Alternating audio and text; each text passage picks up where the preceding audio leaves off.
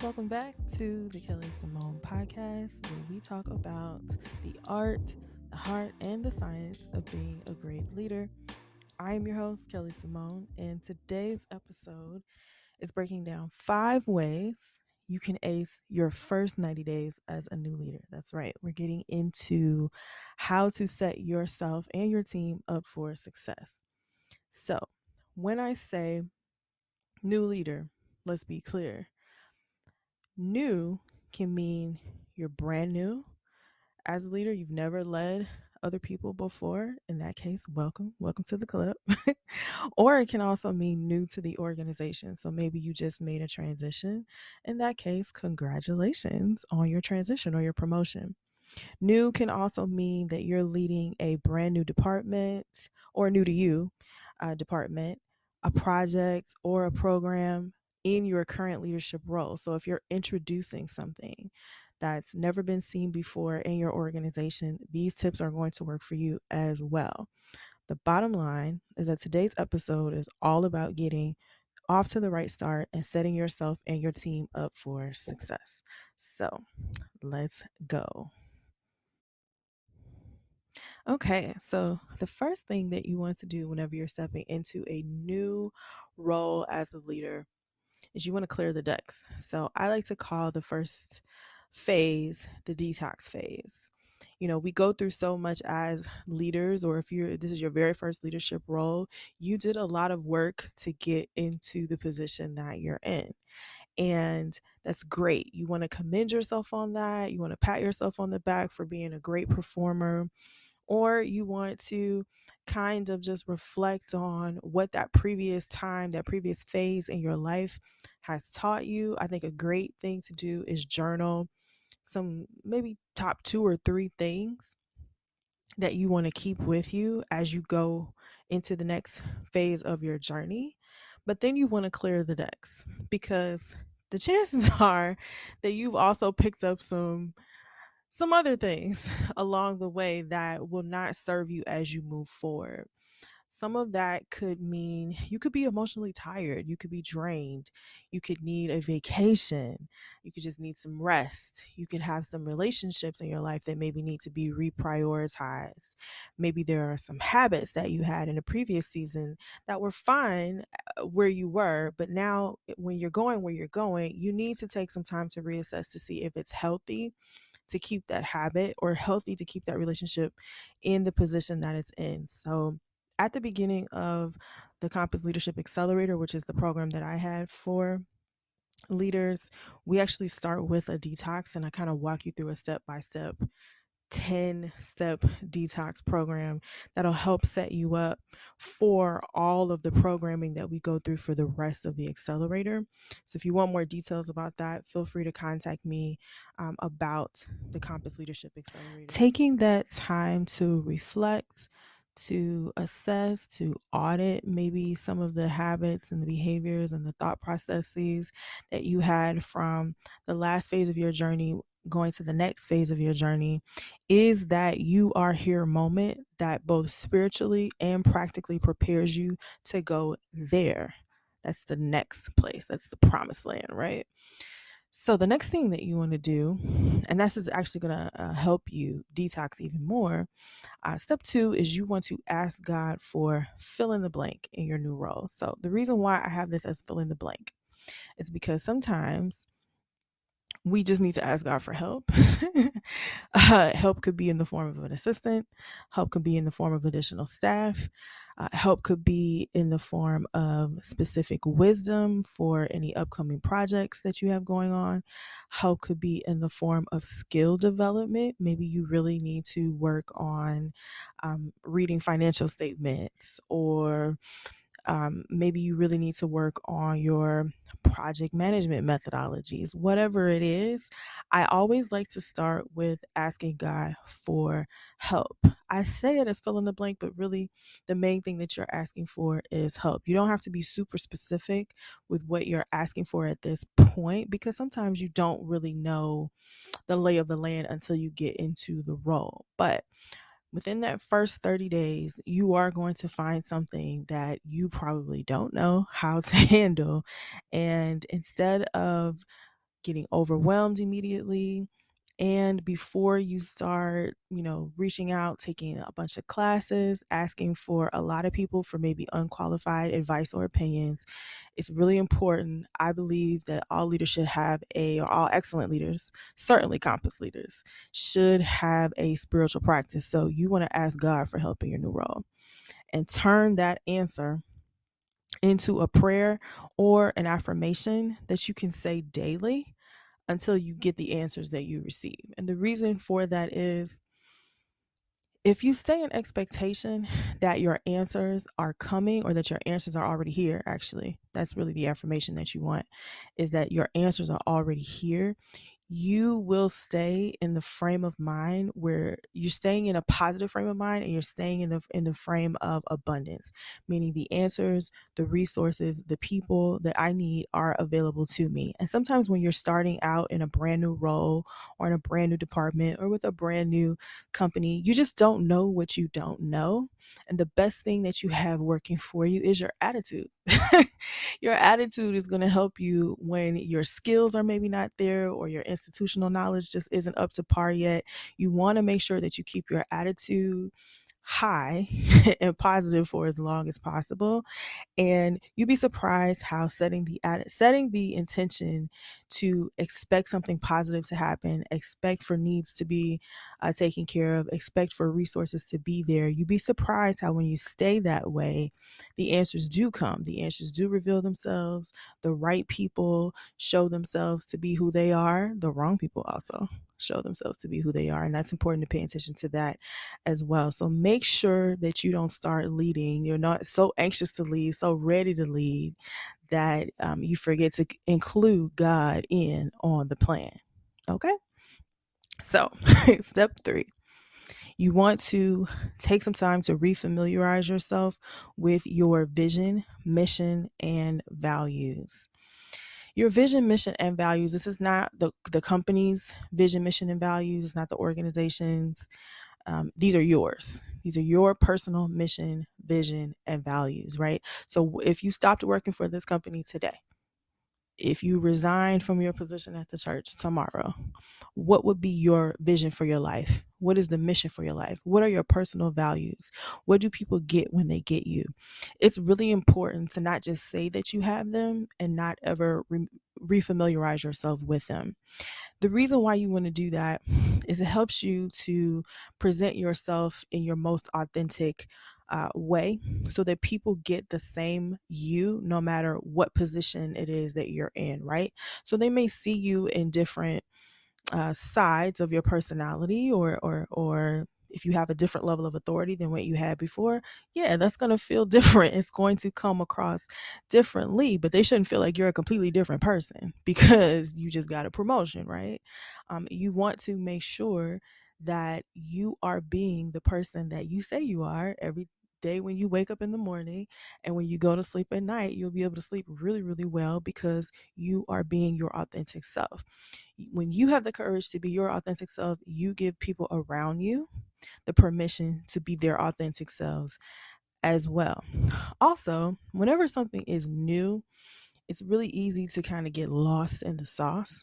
And so when you come back to your North Star, so to speak, so this is where I get my whole um, metaphor that I use for Compass, for the leadership accelerator that I run. You always want to know what your North Star is, right? You always want to be able to find home, right? And so your home, that's your vision, your mission, your values. What do you stand for? What is it that you are living your life for? What is the legacy that you're leaving behind? And how exactly do you go about it? So you want to keep these written down and very accessible to you. So you don't want to write them down one time and put them in a journal that you forget about. Sometimes people go to church and they take that notebook with them and they take really, really good notes during the sermon. And then you throw that notebook in the back of your car somewhere and you pull it out next time you hit church. Yeah, we're not doing that with the vision and the mission and the values. It's actually, I've seen people laminate, like print them out on a nice piece of paper, laminate them, put them up somewhere. That's a great idea. Whatever is going to be super accessible for you, you want to keep them where you can see them so that you can always be reminded of what's most important. Okay, so the next thing you want to do after you have refamiliarized yourself with your own personal vision, mission, and values is now you want to familiarize yourself with your organization's vision, values, and mission. And this is what I call doing a little bit of a culture check in. It's really important to establish context for all of the work that you're going to be doing in your new role. And the best way to do that, other than understanding your job description and what you've been hired on for, is to assess the cultural context for the place where you work. And that is really understanding both the vision, the mission, the values as they have been described. So, where are they written? You can get a lot of that information from your human resources department or from senior leaders. They should all have that information. It should be readily available. If not, let's talk about why you working there. Or maybe you are maybe you are part of the change that needs to happen in that organization. So but if not, let's talk about why you working it. Okay, so you should be able to get that information from your human resources or your senior leaders. It should be readily available. The reason why you want to establish that context is you want to make sure that whatever plans you have for your time in this role, they matter to the organization and they fit with how the organization runs things. Now, if there are some tweaks and things that need to change, which is, any organization, I mean, nothing is perfect. Um, and just because there are things that need to change doesn't mean it's a bad company or a bad religious organization for those of you all who are working in church organizations. It just means that we all need to develop, right? And so any organization made up of a bunch of human beings, guess what? It needs to be developed. It needs to be cultivated. Even the best of the best, the cream of the crop, they got that way by making sure that they continue to develop their people, develop the culture of their organization, and never resting on their laurels. So the key for you is to collect that information and to really think through how to express them in your new role. So, if, for example, one of your organization's values is diversity, think through specifics about how you are going to uphold that value and demonstrate your commitment to diversity in your new role, right? So, what's something that you could do? You can hire people who from maybe non-traditional backgrounds. You can make sure that there's great racial, ethnic, and uh, gender representation in roles or other forms of diversity. You can make sure that you're staffing for diversity of thought. That's one part of diversity that often flies under the radar. Is diversity is not just the diversity that you can see with your eyes, but it's also the diversity of bringing different perspectives and different backgrounds to the table to make key decisions, right? So that's just an example off the top of my head, but think about what your organizational mission is, what the values are, what the vision is, and how you're going to live up to it. Because, newsflash, as a leader, you're going to need to set that context for everything that you're leading. So, whether it's a project, a brand new initiative, or whether it's just kind of the day to day management of staff, that is not just the context for what you do, for what you're responsible for, but it's also the context for what they do and for what they are responsible for. And everybody needs to be able to connect their day to day job responsibilities to the overall big picture, right?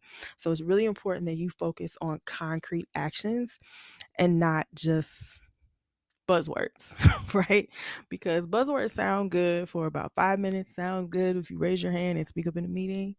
But at some point, we're going to need to see that action, okay? So, the last thing that we're going to cover today is something that this is really juicy, actually. I feel like this is out of this list, and by the way, this list is longer than five. Um, I'm thinking about putting together a guide for kind of like a 90-day checklist for new and transitioning leaders, because I don't really see a lot of information about how to kind of nail these first 90 days. It's super important that you get off to the right start. This last one, though, is a hidden gem, and that is making your introductions. And this is what I mean by that. A lot of times people want to get in front of their direct leader and have that expectation setting meeting and kind of get to know them, and that's important. It is important that you establish that relationship with the person who is the person who hires you, the person who technically can fire you, the person who is responsible for writing your performance reviews. That's important, right? But it's also important that you have good relationships with your peers. Now, some of you have direct peers, and some of you have dotted line peers, and some of you have industry peers. So, a direct peer would be someone who reports to the same leader as you, right? That's very easy to find out. A dotted line peer may have a different manager or director than you, but they have the same function as you, maybe just in a different part of the organization, right? A industry peer is someone who doesn't work for the same company or organization at all, but they do work in a very similar role in a completely different organization or company. You guys basically do the same thing. It's really important that you spend your first 90 days making those introductions to your peers. Team, say it with me. I have peers, and it's important for me to get to know them and for them to get to know me. And I'm going to tell you why. You need your peers to be able to trust you, and you need to know which peers you can trust. And you can't do that if you never talk to people, if you never show your face, if you never schedule those in real life or virtual coffee dates, if you always have to work on your terms. So, for example, maybe sometimes schedule the meeting in their area of the building or in their office, or for example, if you're at a conference, if you have the chance to go to a conference in your first 90 days, make time to see them while you are out. Schedule a breakfast or something, go to Starbucks or some independent coffee place or tea place if you like tea. You need to make the investment and just get to know each other. I'm not even going to give you a script for what to talk about. We talk about more of that in the Compass Leadership Accelerator, like what that conversation can sound like. But for you all, get it on your schedule. Even if you don't know what you're going to talk about, get it on your calendar. You need these short introductory meetings with your peers. You need to start some conversations. You need to kind of see what people's working styles are like. This is great for building your network, which you're going to need in your role. And should you ever decide to leave and do something different, it's great to kind of have these connections and these networks. But these are not shallow relationships that you're building. These should be real connections with people. Now, you don't have to be friends with everyone, but you do need to be on kind of a good first name. I know your face, I know your name, and I've heard the sound of your voice before, basis with these peers. Now, do you need to schedule 20 introductory meetings? No. I'm going to challenge you to schedule 3 to 5 in your first 90 days. And I think you can do it. Yes, I know you have a bunch of other stuff to do, but this is really important because the knowledge and the camaraderie that you get from your peers, you're not going to get from your direct reports and you're not going to get from your leaders. It's just not going to happen because it's a different kind of relationship.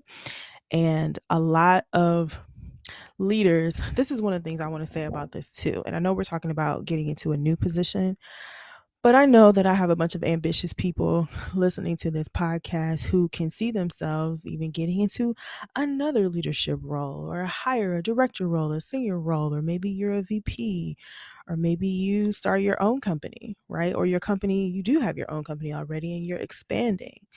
Well, how is it what do you think that transition feels like when you go from someone being someone's peer to being someone's leader if you've never had a conversation with them or if you had to be forced to have a conversation with them. Oh, we're at the company picnic, hi, and you get this nervous, kind of weird, awkward laughter.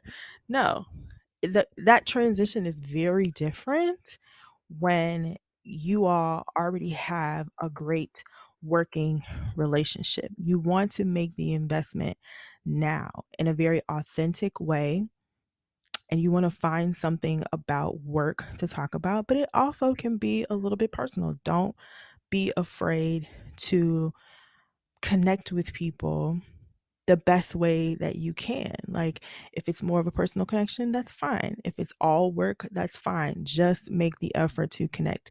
This will pay off for you.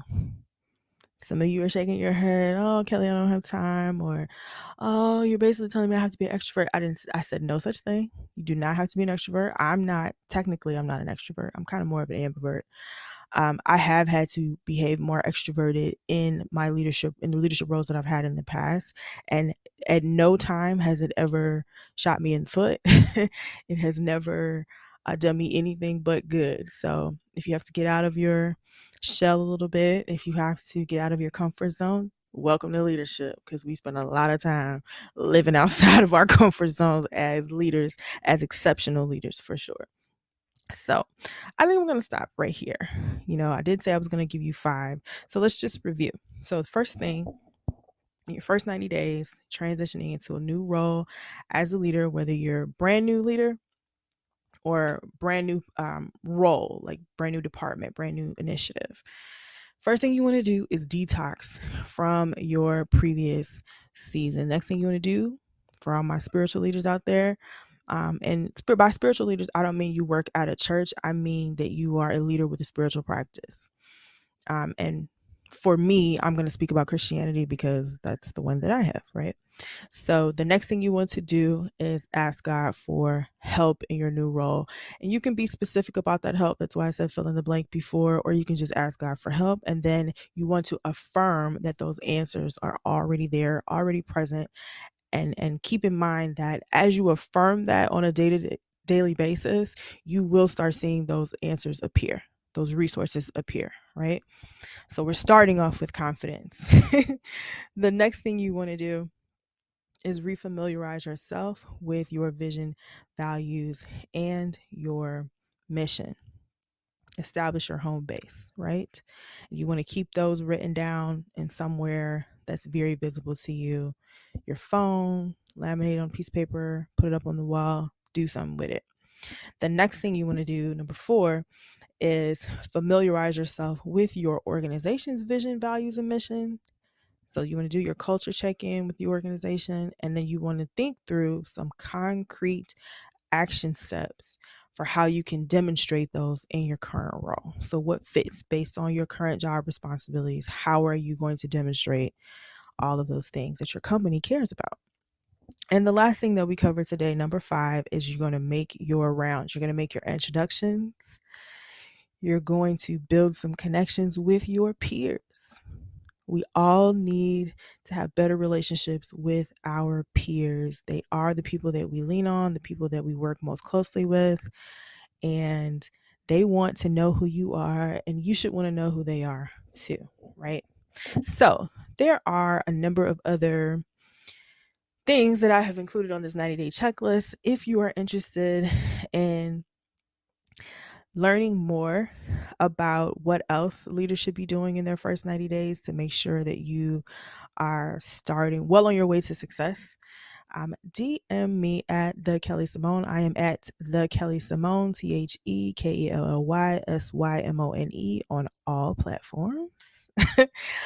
And if you know that you need help doing these things, you want a guide, you want a trusted advisor who has been here time and time and time again, and who knows how to set people up for success in either new leadership roles, or maybe it's not a new leadership. Maybe you're not new to leadership, but you are renewing your leadership perspective, and you want to make sure that you never get lost in the sauce again, and that you know how to be your most authentic self as a leader, and get your team to the promised land, I want to recommend that you reach out to me about applying for the Compass Leadership Accelerator. If you go into the show notes, there will be a link there.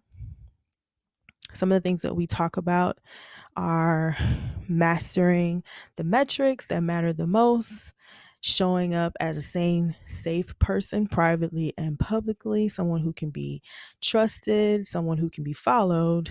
We talk about up leveling your courageous communication, and we definitely talk about increasing your competence and your confidence as a leader. There's plenty of tools and resources for organizing your time, your projects, your team, and your personal life. And of course, at the end of the day, business, whether it is ministry business or more traditional corporate, or maybe you're an entrepreneur, business is always about embodying leadership that is profitable and principled. So all of the strategies, all of the resources, both spiritual and practical, that we cover in Compass Leadership Accelerator are for building and launching leaders that are both profitable and principled. So that is today's episode. Thank you so much for joining me. Until next time, go and be great.